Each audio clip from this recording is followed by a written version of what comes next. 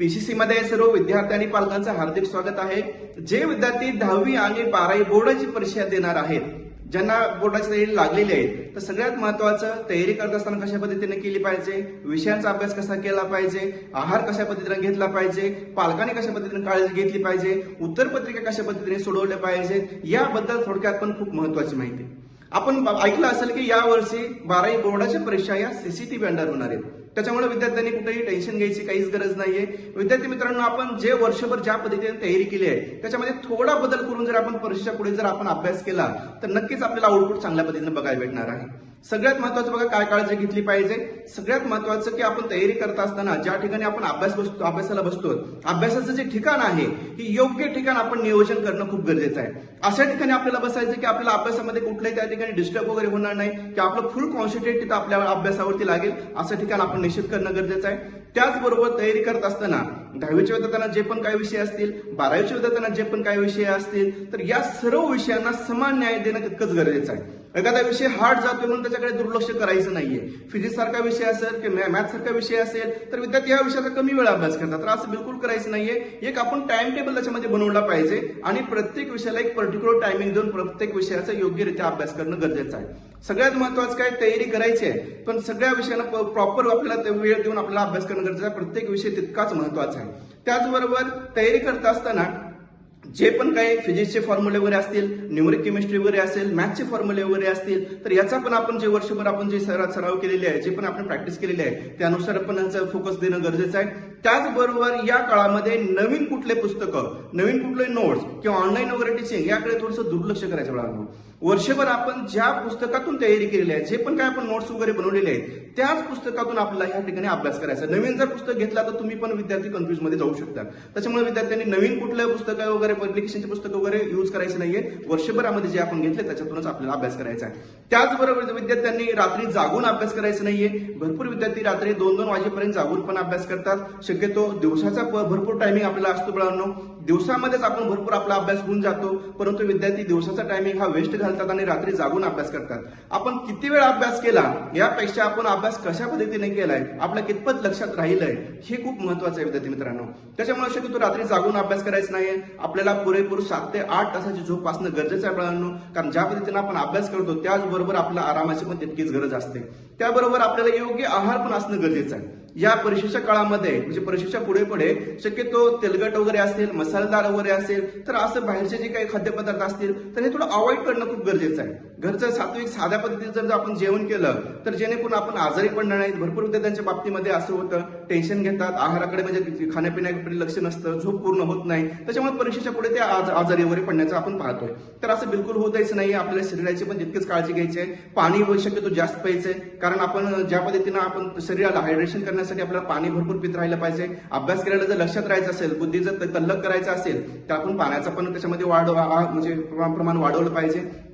त्याचबरोबर भरपूर विद्यार्थी रात्री जागून अभ्यास करतात आणि दुपारी झोपतात, तर शक्यतो विद्यार्थ्यांनी दिवसा झोपायचं नाहीये। काही जणांना दुपारी झोपायची सवय असते, बिलकुल झोपायचं नाही, कारण आपण बोर्डाच्या एक्झाम जर बघितल्या बाळांनो तर या परीक्षा दुपारच्या वेळेमध्ये होतात। जर एखाद्या विद्यार्थ्याला जर दुपारी झोपायची सवय असेल तर साहजिक काय त्याला परीक्षेमध्ये पण झोप येऊ शकते किंवा एखाद्या क्वेश्चनचा आन्सर आठवणार नाही असं होऊ शकतं। त्याच्यामुळे दुपारी झोपायची बिलकुल सवय लावायची नाहीये। उलटा आपल्याला जे एक्झाम टायमिंग आहे त्या दुपारच्या वेळेमध्ये आपण कंटिन्यू अभ्यास करणं गरजेचं आहे।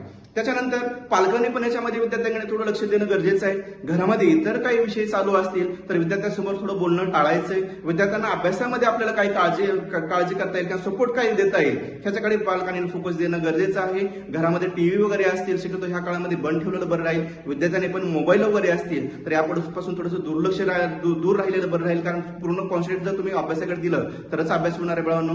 त्याचबरोबर विद्यार्थी तयारी करत असताना बाकी आपले मित्र कुठल्या पुस्तकातून तयारी करायला लागले, किती वेळ अभ्यास करायला लागले, कशा पद्धतीने अभ्यास करायला लागले याकडे थोडंसं पाहत असतात, परंतु हे थोडंसं दूर म्हणजे दुर्लक्ष करायचंय। साधारणतः मित्रांपासून ह्या काळामध्ये दूर राहणं गरजेचं आहे। बाकीच्यांची तयारी कितपत झाली यापेक्षा माझी तयारी कितपर्यंत झालेली आहे, कुठल्या विषयाचा अभ्यास राहिलेला आहे, कुठल्या चॅप्टरचा अभ्यास राहिलेला आहे, त्यानुसार आपापल्या स्वतःच्या ह्याच्यानुसार आपण त्याला डिवोशन देणं तितकंच गरजेचं आहे। सगळ्यात महत्वाचं काय की आपण परीक्षेला जी बोर्डाचा जो काही एक्झामचा टाइम टेबल असेल तर वेळेच्या अगोदर आपल्याला एक्झाम सेंटरवरती जायचंय।